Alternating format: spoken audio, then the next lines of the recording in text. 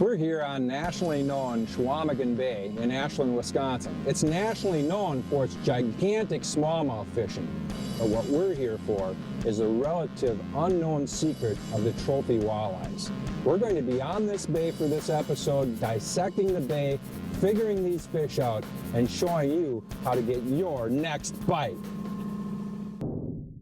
Professional tournament angler Gary Parsons has a great deal to be proud of, and out of his many moments in the sun with the tournament side of his fishing for his favorite species of fish, walleye, he probably never imagined that he might be honored for where he was from while he was away tirelessly building his career fishing. You see, Chilton, Wisconsin is the town where Gary called home for most of his life, stretching back to his pre-professional fishing days where he owned and operated his own dental practice. So to say the least, it was pretty cool that a few days before leaving to film this show on Chequamegon Bay with his son, Chase Parsons, and friend and local angler Jim Hudson, that the mayor, Mercury Marine, and the townspeople of Chilton honored Gary with signs at the entrances of the town, displaying that Chilton, Wisconsin is forever the proud hometown to Gary Parsons. You could say that Gary has come quite a ways in his achievements to get to this point in his career to receive such an honor. But then again, how big of a coincidence is it really that this one-time Chilton dentist ended up devoting his life to chasing fish with teeth? It takes Gary, Chase, and Jim some considerable effort to track down the wandering walleyes in this Great Lakes basin. However, there is no shortage of bites as the guys sort through monster smallmouth, some bullhead, and perch. Or sometimes both at the same time. Bullhead! And a perch! And a perch! Two at one time! What is that? There's one inside board. Oh yeah. Oh, this is a good fish too. I think this is a walleye. It's staying down. It hasn't jumped up at all. I don't know if I'm going to get the net yet. Well, I'll get the board for you. Chase, get the board. I think this is what we want. It is staying down, that's for sure. 45. We better get the net out. I haven't seen him yet. Whoa. Whoa. It's coming around the back of the motor, Jim. Yeah, we'll get him on this side, Gary. This is a good fish. Oh, wait. Oh, nice fish. Oh, have you seen fish, it? Gary. Nice fish. Good fish, Gary. Oh, yeah, that is that dandy. That is a beauty. Come on, buddy. A little bit more, Gary. There we go. That's a nice, strong fish there. See, there's a walleye. Yeah, that's what they look like. 22, 23 incher. Oh, yeah. Yeah, hooked really good, too. Oh, he's probably even a little bigger than that. Look how fat he is. Yeah, that's how they are, Gary, out here. Real fat and chunky. That looks like that first hook pulled right out of his mouth, too. Beautiful fish. Oh, yeah. They're pretty. Yeah. Well, it's not a bass. Yeah, at least it's not a bass. At least it's not a bullhead. But we'll let this one go too, Gary. Okay. There he goes. Look at him go down. Great Lakes flats fishing, especially when they're in the shallow flats areas, can be quite confusing for the average angler. Catch a fish here, catch a fish there. There's really no rhyme or reason. What I'd like to do is break it down from an electronic standpoint and show you some of the things you need to look for. Where we're fishing today is a large sand flat, and it's got sporadic weeds here, and it's got just sand, straight sand, featureless sand bottoms and other areas. Walleyes are going to swim around. They're quite nomadic. The only thing that trips their trigger is food. And what I've got here frozen on the screen is a good example of what I'm talking about. We've got little schools of bait fish all over the place, and then we've got some walleye hooks. Some are on the bottom and a couple are just slightly suspended up off the bottom. The fact is you may have a 5-mile flats area, and the school of fish is only in an area the size of 2 or 3 football fields. That's where the GPSs are so important. We're looking at a screen right here where we've been working over a school of fish. You see all the plot trails, you see the waypoints that we've dropped for each individual fish. And in the grand scope of things, that school is relatively small. So by using your electronics and using this philosophy, you're going to become a much more successful flats fisherman. Although it took some time to chase down bait fish with their electronics and match that up against the walleye bite, Gary, Chase, and Jim were able to zero in on a football field-sized sand flat area and are now able to make multiple passes through with their inline spinners using their kicker engine, with each pass yielding some surprising, Talk about action all of a sudden. chaotic, Oh, we got one right here. Right here. Fish? Yep. I'm gonna let this one go right away then, Chase, okay? See you, buddy. but always fun results as their rods continue to fire off over this school of walleyes, one right after the other. You're fishing, Wow. and all of a sudden when we find them, it's like, wow. These are healthy fish. Yep. Lake Superior walleyes. Superior. You know, average fish. That's the average fish you're going to catch, 20 to 23 inches. Yeah. Got the great chance at fish. A lot of fish in the 26 to 28 inch range too, and then you always got the 29 to 31 inch fish too. You know, this is like Wisconsin's secret, Chequamegon Bay. Yep. A lot of people want to go to Green Bay and all these other places, and this bay's got these fish. Not very many come up here and fish them. Nope. But man, it is awesome. I'm gonna let this one go, guys. And we gotta clean up a mess. Okay, buddy. There you go. Oh man, did he hit me? The real deal. Straight talk to make you a better fisherman. Brought to you by Bass Pro Shops. We're trolling spinners on Chequamegon Bay today, and one thing about Lake Superior, which this bay is part of, is the smelt seem to be a little bit smaller. So what we're doing with our spinner setups is actually using a little bit smaller blade, maybe a size 2, size 3 blade. You can see we got 2 of them right here. Basically something a little bit smaller than what you're used to seeing when we're looking at catching these larger size walleyes. We've also found that these walleyes are pretty much anywhere in the water column. There's some up high, there's some right tight on bottom. But overall, we're fishing pretty shallow water. Anywhere from, say, 9 feet to 14, 15 feet is where we're catching most of these fish. And there's a few different weight scenarios that we're using to get these spinners down to the depths where the fish are. With shallow water, a good thing to use is a simple bead chain sinker. This is a 1/4 ounce bead chain sinker. It's an inline weight, and it's tied directly into the line, and you pull the spinner behind it. 1/4 ouncer, so it's not sinking real fast. You're able to fish in shallow water and let quite a bit of line out. The second weight scenario we're using is an inline fish weight. You've seen a lot of guys like to use this in open water fishing, but they also come in smaller sizes. This is a 1/2 ounce size, and it's kind of the same idea as that bead chain sinker. It's inline, it just follows right in front of the spinner. So a little bit of added attraction, holographic. The last thing that we're using is a bottom bouncer, because we're finding fish on our graphs, on our sonars that are on the bottom. So we want to have a spinner setup that's tight to the bottom. So we're pulling a 1.5 ounce bottom bouncer, which is keeping that spinner just off the bottom. So by vertically staggering these setups in the water column, it's allowing us to target fish up high, in the middle, and down near the bottom. Sight Bites. Answers to your questions from the Next Bite website. Brought to you by Purina.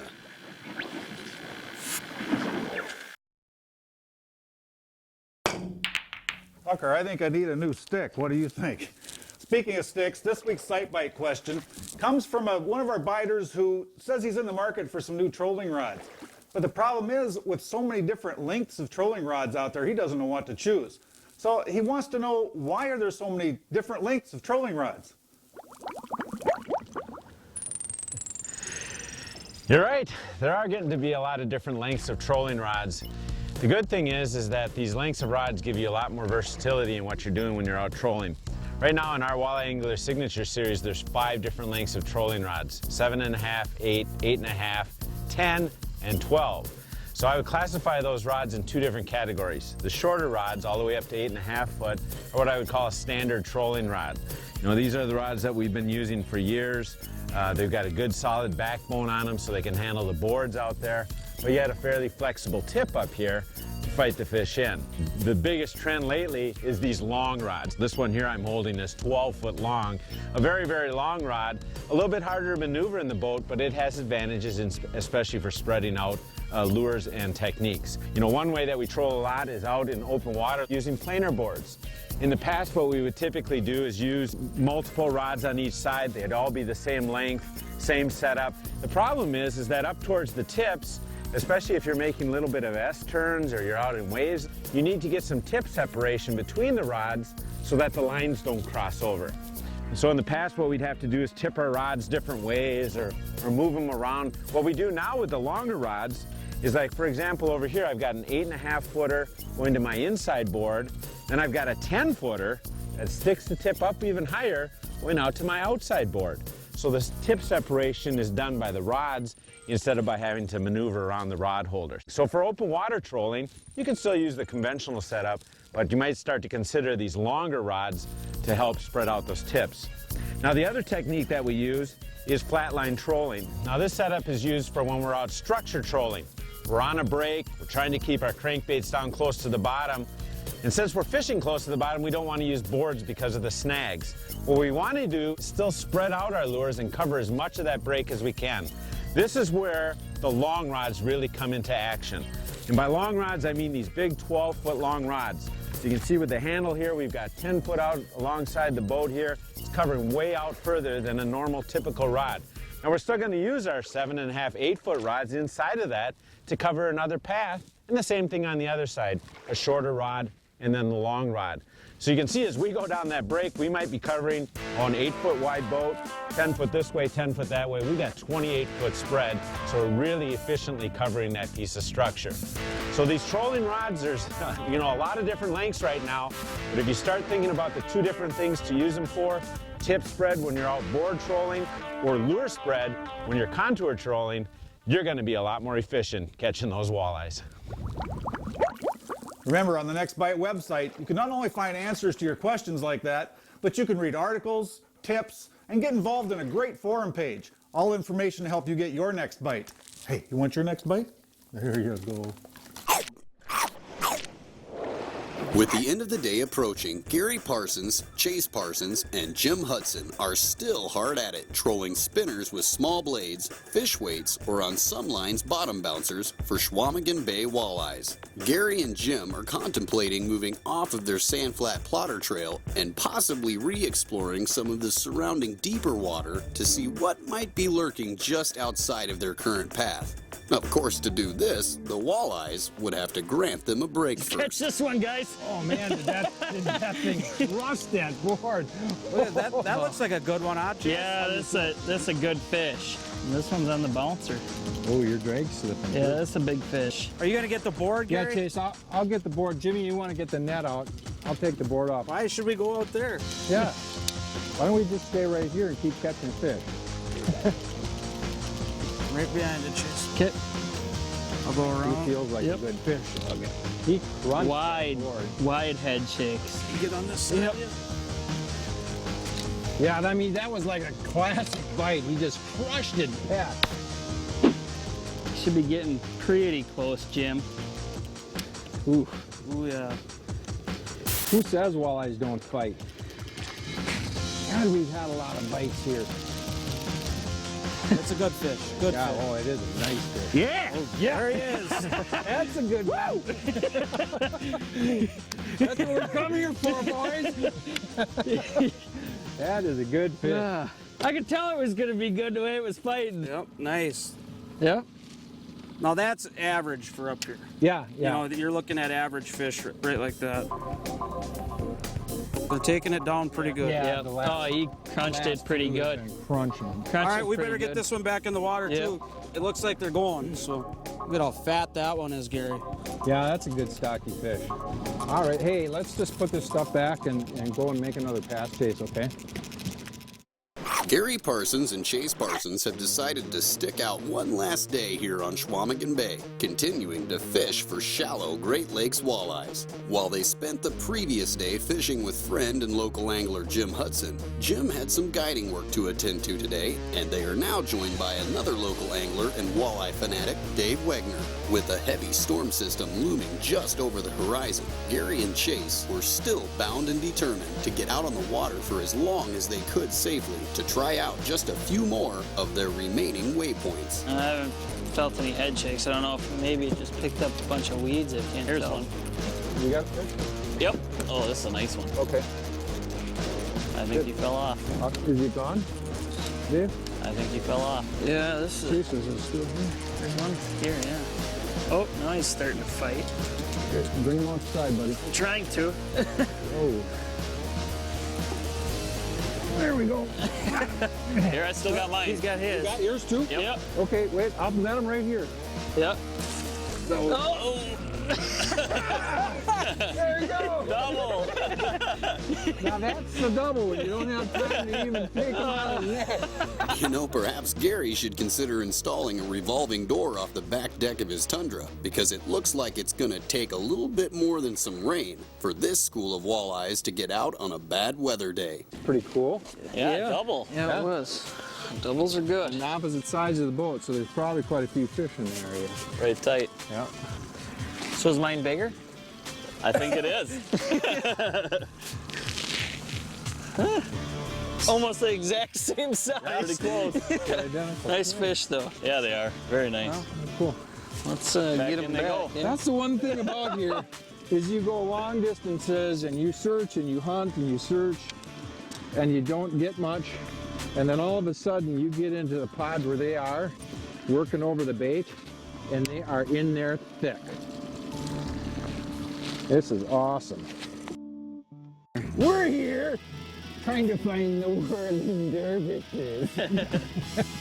They're little devils that swim around in the bay.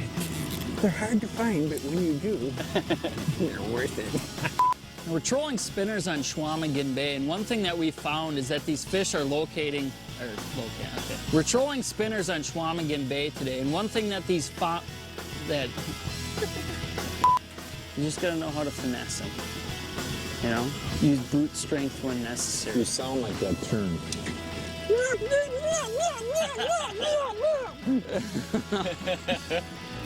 Are we still rolling?